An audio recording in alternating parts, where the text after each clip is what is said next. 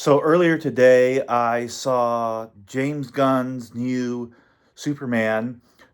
Well, actually, it was technically yesterday because it's around 1 o'clock now. I'm just late getting to this review, and I gotta say, this movie left an impression on me. And going into Man of Steel, uh, what 13 years ago. I mean, you go in with with the expectation that this has got to be better than Superman Returns, or this can't be Superman Returns. And going in James Gunn Superman, you literally go in. At least most of us went into this expectation. It's got to be better than Man of Steel because Man of Steel lacked a lot of the joy and the heart of the character. And the thing about Gunn's universe that he's created is it puts you into that familiar world that the comic fans know. They know the Daily Planet, they know Jimmy Olsen, and they know that he's not just this useless character that I guess Zack Snyder thought he was. First he changed Jimmy Olsen to a girl, then he killed him.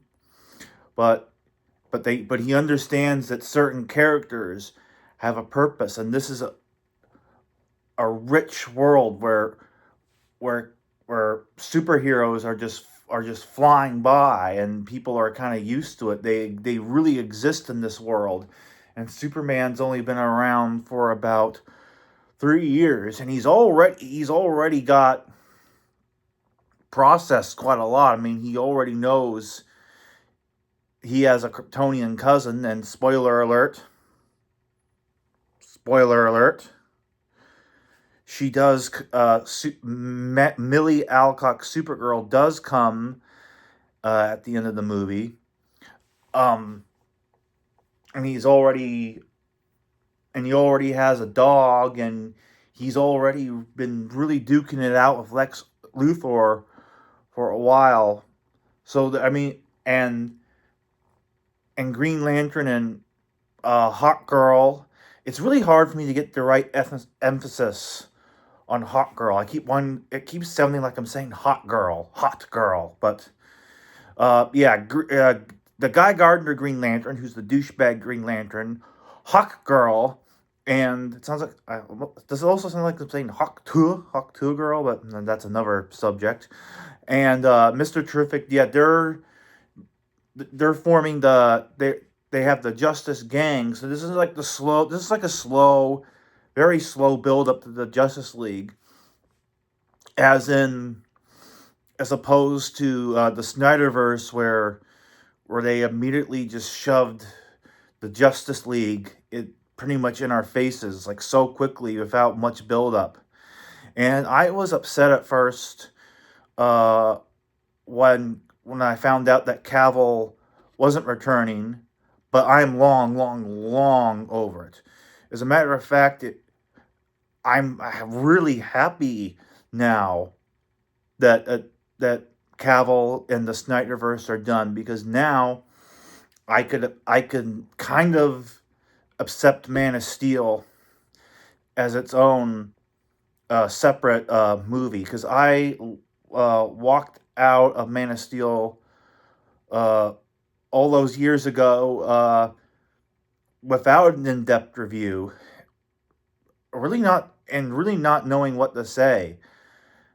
And over time, I've been trying to just accept it, because it's a movie that I put 3 years of anticipation into, and the movie I saw on screen really wasn't a Superman movie. But this movie is a Superman movie, because it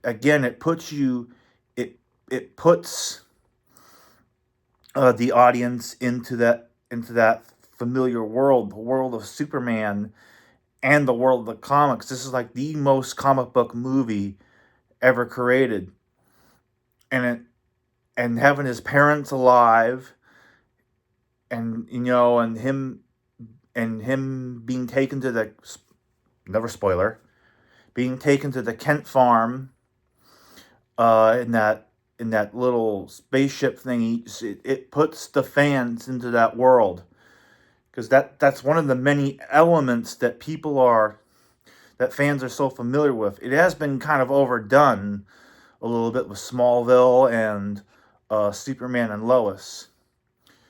But I mean, in this movie, you see a Superman that's not trying.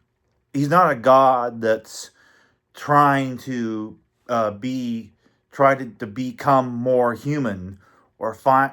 He, he's basically a god that's really trying to find his humanity in this world. Because when he gets involved in these conflicts and everyone starts turning on him, that's him. This is Superman's really trying to question himself and uh, really become the Superman, not just the Man of Steel or the Fighting Man or that kind of stuff. And Corn Sweat, I think he really embodies the humanity that's in Superman, and putting Crypto, the super dog, in this movie really it helped. It helped the audiences relate to this kind of godlike character, and again show the audience that he's a god that's trying to find his own humanity. And more spoilers ahead. You see him not just saving kids, but he also, he literally goes out of his way just to save a squirrel. Some the Snyder fans might say that's a waste of time, but no, this he Corn Sweat and the type of Superman he embodies really emphasizes the humanity, and it's just, I think, and that's why some people have a tough time relating to Superman, because he can do all these amazing things, and sometimes they think it's a bit too much. But some comic book artists and writers have tried to give a more human side to Superman. And when you see his parents sort of toward the end of the movie, they're so radically different from him. And this Superman emphasizes he's a punk rock Superman, and Lois emphasized she was also a punk rock kid, but which I've got mixed feelings over. But showing the difference, when you see how radically different he is from his parents, they're very country and homegrown, salt of the earth kind of people, and it shows that he has that human side to him, and I don't know if I'm finding the right words here, but it's really, you can tell that the Kents really shaped him to be the kind of person he is. And in Man of Steel, the Kevin Costner Pa Kent, the Kevin Costner Jonathan Kent, he said, "Oh, you should have let those kids drown or whatever." But you can tell that these people really they put the good in him, and they help. Like, I know I'm saying this word over and over again. They put the humanity in him, and Lois Lane also does the same thing, because she, spoiler alert, knows that she already knows that Clark Kent's Superman, and their relationship really also emphasizes that he's not. Spoiler alert. I didn't plan how to do this video, didn't write a script or anything. I'm not good at doing things off the cuff. so I'm kind of just blurring out spoilers here and there because they're just sort of coming to my head. But I mean, and his parents said he was sent to conquer, and that's been done in a lot of other Superman media, such as Smallville. It kind of also reminds you of Dragon Ball Z because again, Goku is very similar to Superman in many ways, but but the relationship he builds with Lois Lane really and the friendships he builds, at the Daily Planet really indicates that, and his willingness to take on a job as a journalist and take on a regular 9 to 5 job, that really shows that he has no desire to conquer. I mean, he has every desire to use his powers for good. And Lex Luthor, this Lex Luthor, he kind of represents the oligarch. I know I mean, James Gunn says he tried to avoid politics of this movie, and this wasn't a political movie, and conservatives and even Dean Cain are ripping into it. I mean, they're saying it's too woke, it's too political, and I can see how people could make uh, compare compare Lex Luthor to people like Elon Musk or any kind of corporate oligarchy because he hates Superman because because he believes that he poses this threat to the world and to his way of life and to his assets. So he really uses every resource available to bring him down. And um, this movie does have a bit of a convoluted plot. It does. I want to say spoiler alert. Move pretty slowly at the beginning, and it's like I don't think there's been a movie since well, I want to say Superman 2, but then there's Superman 3 and 4, but those movies don't really count. That just dives right into the action. Doesn't waste any time on his origin, or like or not Man of Steel, Superman Returns, where he returns to the farm, he returns to the Daily Planet, he's trying to get to know everybody again. No, this movie just dives right into it, right into the plot, and once again, Superman's turning himself in, and that really unfolds the plot from there with all the villains and like the engineer and Ultraman. Everything kind of unfolds from there when he turns himself in, and because he's a Superman that wants to sort of take some responsibility. I don't want to give away too many spoilers because again, this is just kind of off the cuff. I've just been kind of blurring things out unplanned, and I want to say the plot and the overall unfolding plot is a bit hard to explain, especially without giving too many spoilers. But the ending, I mean, it leaves an impression. I mean, I don't like it when I leave a movie. I think to myself, okay, that was great. What's for dinner?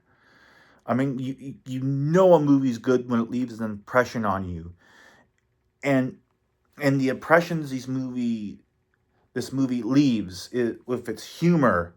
I mean, some places the humor was a bit out of place. I mean, this is a James Gunn movie, so I knew there was going to be a lot of humor. But I think that's what a Superman movie needed. It needed that joy, and it needed that humor. Some of the humor was a little bit off, and a lot of the characters I can't name them all, but I mean they really deliver the humor, even if it is a bit off place sometime. And David Cornsweet, I mean I mean, this is how Lex Luthor should have been cast a long time ago. I mean, years ago, we got the worst casting in cinematic history with Jesse Eisenberg as Lex Luthor, and fans were just throwing a fit. And he turned out to be, and his performance turned out to be everything people feared it would be. And Jesse Eisenberg even gave advice to Nicholas Hoult, the new Lex Luthor. He even said, "Just don't watch me." And this actor, I mean, I saw him in Nosferatu back during the holiday season, and this actor just, I mean, has range. I mean, when he goes after Superman and he unfolds this plot and this conflict, I mean, you. I'm sorry, I'm just struggling to find the right words. This has been kind of all off the cuff. I mean, he leaves an impression. I'll just say that again. I mean, this guy is by far Lex Lex Lex Luthor. How he should have been cast in 2016, and he embodies how Lex Luthor is supposed to be. And we finally, it's taken so long to get the Lex Luthor that was reintroduced uh, in the 1986 John Byrne revamp series, where he turned him into sort of this corporate slime ball. Now, because in the first Superman movie, I mean, I don't know, I can't remember the full story to why he was changed so much. Because traditionally Lex was a mad scientist, but in the first Superman movie, he comes off more as like a cross between a Bond villain and sort of an underground mob boss. And that was the same in Superman Returns, because that was continuing that film series. But then again, when you got Batman versus Superman back in 2016, I called him Lex Zuckerberg, because that's what he is. Lex Zuckerberg. I mean, he was like this very energetic young social media executive. But in James Gunn's Superman, he's exactly how he should be. He's the exact uh, corporate oligarchy figure that we've been introduced to over the past uh, uh, 40 or so years. And he's just every bit of cold and calculated he can be. I mean, he even like harasses his staff, and spoiler alert, imprisons his exes. I mean, this guy really did his homework for the role. And it is like opening up a comic book and watching all the characters just come at you. And yeah, I mean, I can explain more about the plot, but it is rather complicated, and I don't want to give away too many spoilers. But I mean, again, this world James Gunn created. Again, this is the world that fans know, and this is Lois Lane was also done right. I mean, she's like this really tough as nails kind of go getter, uh, kind and has that kind of attitude. She's not like this fragile damsel in distress waiting for Superman to come rescue her. She puts herself into the action, and so do all the characters, and all the humor, and and all and all the storytelling. It does become sensory overload at time, but it at the end of the day, again, it leaves an impression. Because I left Man of Steel all those years ago with just no impression, just no feeling of joy, and very confused about really what I saw, or what to think, but I know what to think about this movie, and this movie is spectacular. And this is the best Superman movie within like 40 years. This is probably and it and the current uh, Rotten Tomatoes score, both critics and audiences, really justify that this is this. This could be the most successful Superman movie within 40 some years since Superman 2. And yeah, so I highly recommend this. This is as a longtime Superman fan. I mean, this was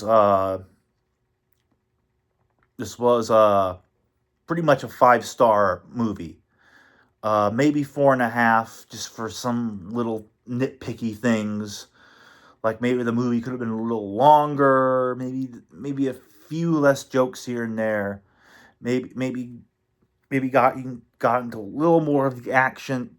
Got the audience a little more into the action in some scenes. But overall, it's a good movie. And now I've invested probably I think 2.5 years into the anticipation of this movie. And now I don't, I mean,